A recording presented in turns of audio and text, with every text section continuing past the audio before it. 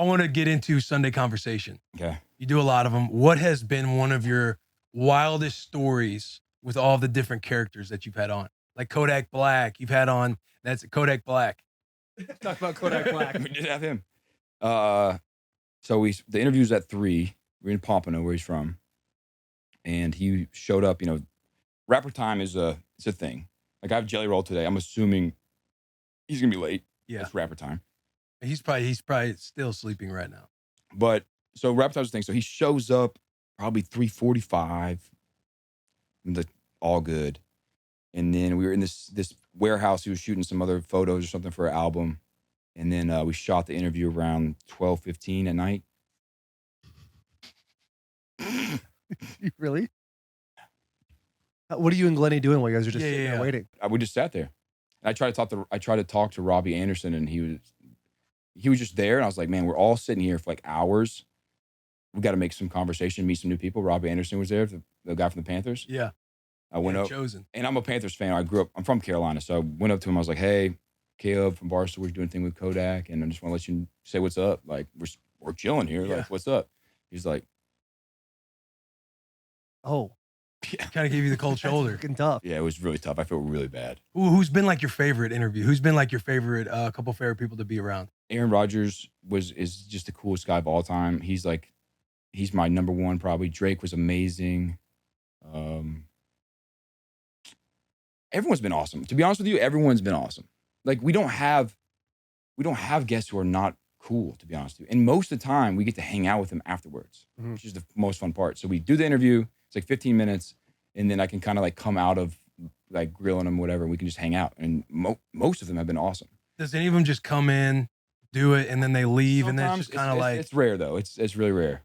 It's really rare. Ice Cube was the only one that was literally like, I was already in my chair. He came in, we shot the interview in 15 minutes, and he walked out because he was doing like a press circuit. But most people you hang out with, and like every single person's been awesome. Aaron Rodgers is my favorite because he just like, I don't know, I grew up watching him. He was just so, you just don't know what to think about him. Like you see him on TV, he's like moody. You get these rumors about like, what's he like? And he sometimes seems like a dick, but then he does cool things. And then he was doing the whole like, ayahuasca thing at the time. No, he told us so we're sitting there after the interview and he's like, I'm about to do some other press that's going to make some news. And I was like, what? He's like, I'm about to talk about some like medicine, like legal medicine or not natural medicine. And I was like, oh really? What? He's like, well, I did ayahuasca over the summer and I'm gonna come out about it. I was like, bro, that's not gonna make any news. Everyone knows you do ayahuasca. I was like, bro, look at you. Like we know you do ayahuasca. Yeah. And he came out with it like the next week and it was the biggest story for like 8 months. Yeah, it's still a big story. Yeah. Everyone, that's like, I told him, I was like, that's not going to be big news. Everyone knows that. Like, now he's trying to come back from an Achilles in like, what, he's the man. 4 months? He's the man. Since September, coming back in December. Yeah. I hope the Jets win a couple. I know there's coming out a couple weeks, but I hope like the Jets win a couple and he actually can do it. I don't think he should come back this year. They don't have the right team. He should come back next year. He should prove he can come back, prove it, get on the sideline, like do some cool stuff, and then not go in. And go to practice and like sling it around a little bit. Light it up at practice. Yes. Light it up at practice. Just throw bombs. They don't have a good team this year. And just kind of get the film out there that you could if you wanted to. Right. Yeah. That's all you need to do. And then it'll change the landscape of medicine forever. Will it not? I think his surgeon was Elatrage. He's the best. That's who you did for your the second round with your knee. I feel like I don't know this, but I feel like he's just trying to come back so fast just as a final bird finger to everybody. Like, I was right. Which I respect that. Rodgers was right. When you started Sunday Conversation, how long before you're like, oh, this is a show that people are gonna love? Like this is it. Yeah, this is it. Like this is my calling of finding your humor, finding your character in it. Like when did you know? How many episodes did it take for you to be like, oh shit, this is real? Well, we started as a segment for a pro football show. So like there's Sunday Conversation on one of the NFL Countdown on one of the shows. And so Roan, who we work with, was like, what if we do our version of Sunday Conversation, but we have Glennie Balls eat a Sunday in Sunday Conversation. So me and Roan were splitting it. Like I was doing 1 week, he was doing 1 week. And then I just had a couple that was like this, I feel like I found my niche. Like I feel like I really understand how to do this. And I was like, Roan, do you mind if I just like take this and run with it? And he's the coolest guy of all time. He's like, yeah, go for it. Dude, Roan's the ultimate hype man. He really is. The ultimate hype man. He's the coolest guy. Yeah, he's amazing. But he was like, go ahead for it. So it was actually me and Roan doing it. And then I just took it and ran with it. But Yeah, I don't know. You make it. Are you the one who does all like the creative with it?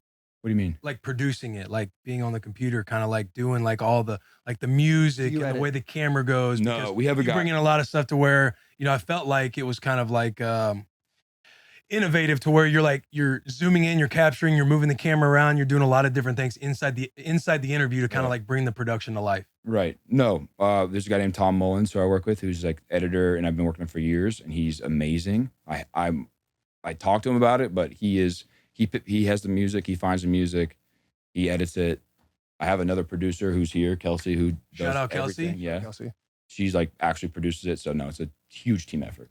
Love But it. I do have my team, which I love, which is like y'all. It's like you guys are kind of like an independent thing from Barstool, but then I don't know what your contracts, but basically you're part of Barstool, but you're independent. I'm 100% part of Barstool, but I also have like my own team who is pretty much full time on things I'm doing, and we just do everything. We're very efficient. Everyone knows each other. It's I like that. From a creative standpoint, did you find it more productive when you were able to like kind of get out of being at headquarters all the time? And, like being in Florida and all that. Yeah. What does your process look like with Sunday Conversation? Process of what? Process of like when you're like, if you have Jelly Roll today and you said, I haven't thought about it, I haven't done any of that. Like, Yeah. do you write shit down or you kind of just go off of? Normally I try to be prepared. Like you come up with some topics, some questions that are definitely, the question is the joke. Like you don't need their answer to be good. It's like, that was a funny question. Yeah. But you can't prepare for a conversation. Like you can prepare for it only so much, but how are you going to predict every single thing that's going to happen? You can't. It ends up being like 50-50, I would say. Yeah. Is there any guests that you're like hoping to have on one day? Like, do you have a white whale list still? Jameis Winston. Those are my two. Beetlejuice and Jameis They Winston. seem attainable, right? No. I've Jameis Winston, tried for as sure. hard as possible to get both of them. Why wouldn't Jameis do Jameis just focused on his football career. that? Okay, I've heard that. Like, he's very much like dialed in. He would be amazing. He just so like everything he says is funny. He's just so unpredictable. He'd be hilarious. And then Beetlejuice is just, he's like He is. Beetlejuice is Beetlejuice. He's him. Yeah, Like yeah, that's him, man. So Have you had like a great white whale that you've gotten on? Like Drake was your number one. Yeah. That's what I was alluding. How did that one go down? Yeah. How were you able to get Drake? Because that was during Beast time. Yeah. oh yeah, I was like telling you, I was unfolding. Yeah. I was hosting the Hooters International Pageant one night in Lake Tahoe. And, I don't know if you guys been to Lake Tahoe, but it's hard to get to. Like, it's a couple flights. You got to go to Reno. Then you got to drive like an hour. So I'm about to go on stage to host the Hooters pageant. And he DM'd me.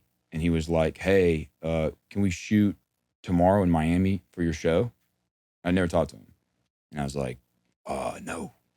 It's impossible. It was impossible. I was like, I literally could not get there. He's just reaching out to you like, yo, I want to do your show. Yeah, and I literally could not. And he's my favorite. Like he's my favorite from a child. Like he's the best. I still think he's the best. The new thing he's put out is the best. But he hit me up. I saw it as I'm about to go on stage. I was like, oh my God, And then I was like, I can't get there. I literally can't get there unless I get a private plane. That was the only way I could even make it. I was like, no, but like, why don't we just can we do it any other time, any location in the world? He's like, for sure. And then I hit him up a million times and I didn't hear from him for like a year. And then I hit him up again. I was like, I probably got one. I was like, so many blues. It's like blue, blue, blue, blue, blue, blue, blue. I was like, I got one more chance of this. So I waited and I was like, all right, what do you think about Super Bowl episode? It's our biggest one of the year. Do you want to do it? And that's how he's like, yeah, he responded. So you never reached out to him once, and then he just reached out to you as you're doing a Hooters pageant. You never asked him, and all of a sudden he just DM'd I didn't think he was attainable. He doesn't do interviews, so. I know that's what's sick. That's what's awesome about it, is that he's like, people obviously know your show.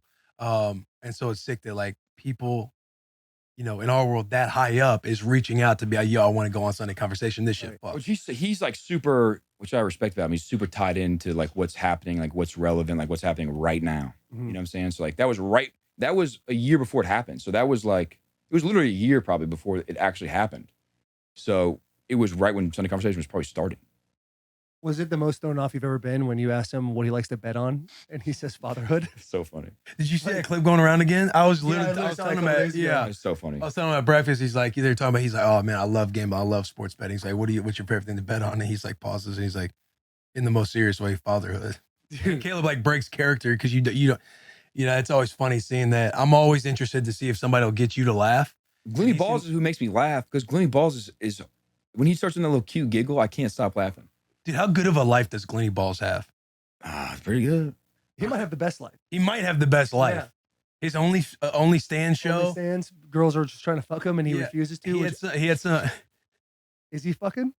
Is Glenny Balls pull? Yes, but he doesn't. It's well known that he pulls. He does not do his OnlyFans because he's really a respectable journalist, and he doesn't care. He doesn't care if they're hot. He doesn't. And I'm not lying. He does not do it. That's the best. Yeah. And then he goes on Sunday Conversation, like the most popular thing in Barstool, and he just gets to sit on the side and eat ice cream. He doesn't know who any of our guests are. We had Ed Sheeran on. He was like, "So who's this dude we're doing today?" I'm like, "What are you talking about?" On the way to the Drake thing, he's like, "Y'all send me some songs so I can catch up."